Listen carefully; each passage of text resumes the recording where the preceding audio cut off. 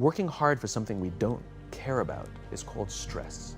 Working hard for something we love is called passion. I think one of the mistakes that people make is they think purpose comes from their job. I've been a whatever for so many years, and when then I lose my job or I retire, I now don't have a sense of purpose because I so closely associated my self-worth with the job that I did. I knew what my job was, I had a sense of purpose. And one wonders if those things are conflated, right? Which is, I had a sense of purpose for my job, and then when I didn't have the job, all of a sudden I woke up in the morning, didn't know what to do. Which is, the purpose is not your MOS. Your purpose is not you're a saw gunner. Your purpose is not the job that you wake up to do every day. Your purpose is something bigger. I have 5 little rules that you can follow as you find your spark and bring your spark to life. The first is to go after the things that you want. Let me tell you a story.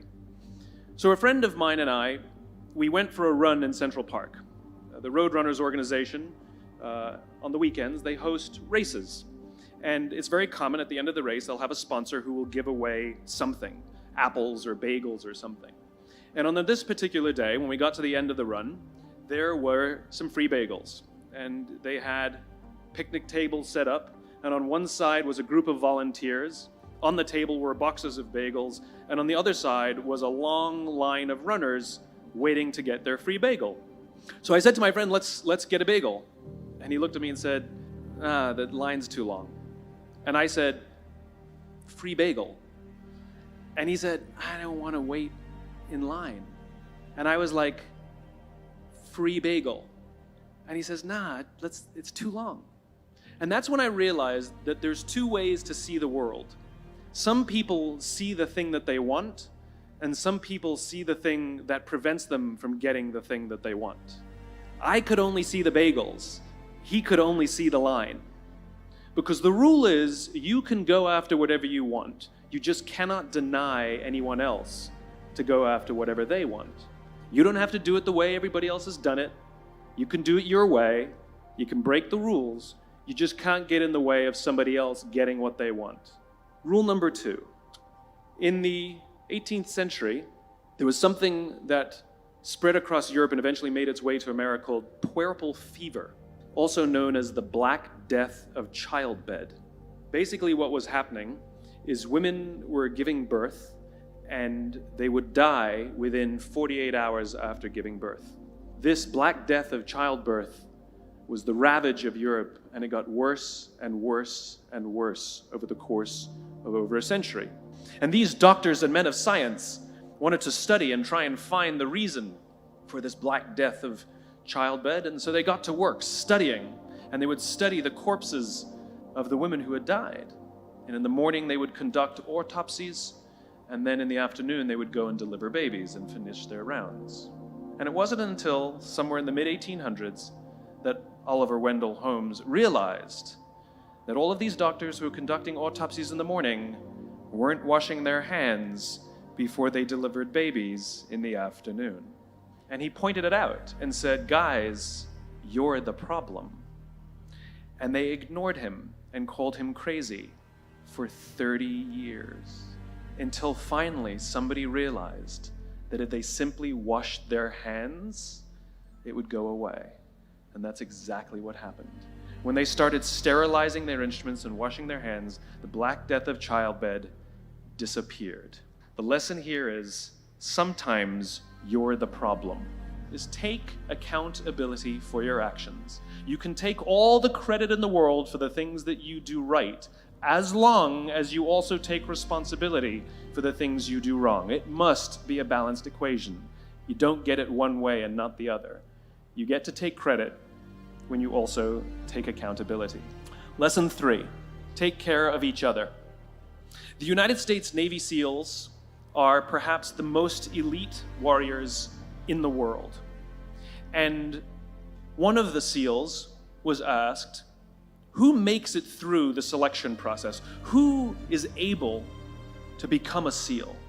And his answer was, I can't tell you the kind of person that becomes a SEAL. I can't tell you the kind of person that makes it through BUDS, but I can tell you the kind of people who don't become SEALs.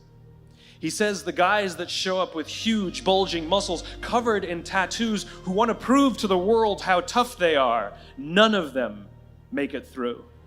He said the preening leaders who like to delegate all their responsibility and never do anything themselves, none of them make it through. He says some of the guys that make it through are skinny and scrawny. He said some of the guys that make it through, you will see them shivering out of fear.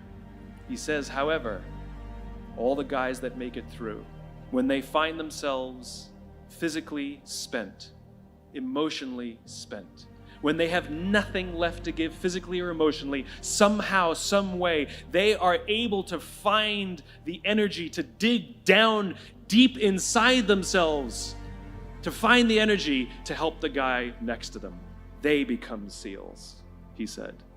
You want to be an elite warrior. It's not about how tough you are. It's not about how smart you are. It's not about how fast you are.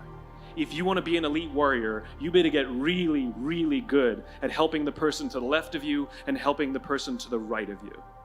Because that's how people advance in the world. The world is too dangerous and the world is too difficult for you to think that you can do these things alone. If you find your spark, I commend you. Now, who are you going to ask for help, and when are you going to accept help when it's offered? Learn that skill. Learn by practicing helping each other. It'll be the single most valuable thing you ever learn in your entire life, to accept help when it's offered and to ask for it when you know that you can't do it.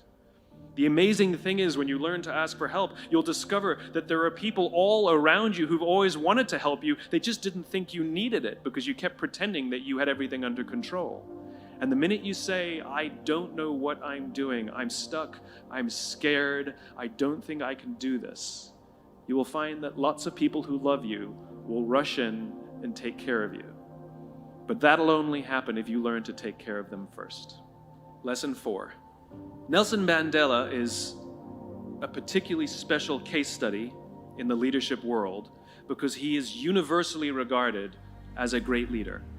You can take other personalities, and depending on the nation you go to, we have different opinions about other personalities. But Nelson Mandela across the world is universally regarded as a great leader.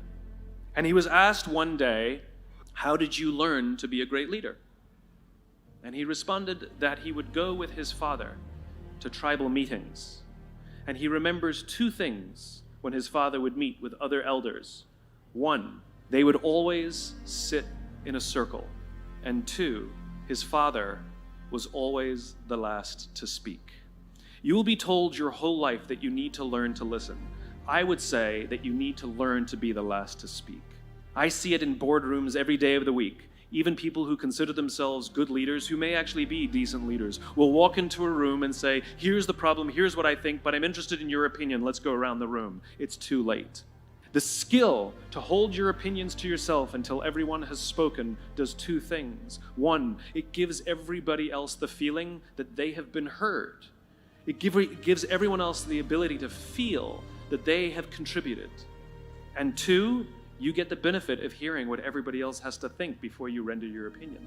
To keep your opinions to yourself. If you agree with somebody, don't nod yes. If you disagree with somebody, don't nod no.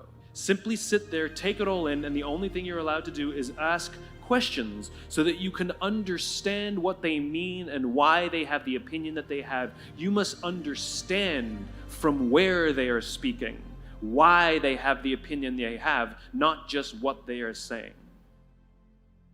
One afternoon, I went to buy a cup of coffee, and there was a barista by the name of Noah who was serving me. Noah was fantastic. He was friendly and fun, and he was engaging with me, and I had so much fun buying a cup of coffee, I actually think I gave 100% tip, right? He was wonderful. So as is my nature, I asked Noah, do you like your job? And without skipping a beat, Noah says, I love my job. And so I followed up. I said, what is it that the Four Seasons is doing that would make you say to me, I love my job? And without skipping a beat, Noah said, throughout the day, managers will walk past me and ask me how I'm doing, if there's anything that I need to do my job better.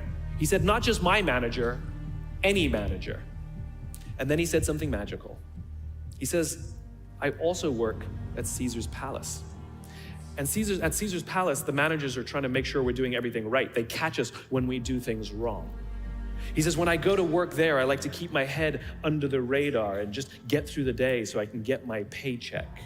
He says, here at the Four Seasons, I feel I can be myself. So we in leadership are always criticizing the people. We're always saying, we gotta get the right people on the bus. I've gotta fill my team. I gotta get the right people. But the reality is, it's not the people, it's the leadership. If we create the right environment, we will get people like Noah at the Four Seasons. If we create the wrong environment, we will get people like Noah at Caesar's palace. There was a former Undersecretary of Defense who was invited to give a speech at a large conference, about 1,000 people. And he was standing on the stage with his cup of coffee in a styrofoam cup. And he took a sip of his coffee and he smiled and he looked down at the coffee. And then he went off script. And he said, last year I spoke at this exact same conference. Last year I was still the undersecretary. And when I spoke here last year, they flew me here business class. And when I arrived at the airport, there was somebody waiting for me to take me to my hotel and handed me a cup of coffee in a beautiful ceramic cup. He says, I'm no longer the undersecretary. I flew here coach. I took a taxi to my hotel and I checked myself in. When I came down the lobby this morning, I took another taxi to this venue. And when I asked someone, do you have any coffee? He pointed to the coffee machine in the corner and I poured myself a cup of coffee into this here styrofoam cup. He says the lesson is, the ceramic cup was never meant for me. It was meant for the position I held. I deserve a styrofoam cup. Remember this. As you gain fame, as you gain fortune, as you gain position and seniority, people will treat you better. They will hold doors open for you. They will get you a cup of tea and coffee without you even asking. None of that stuff is meant for you.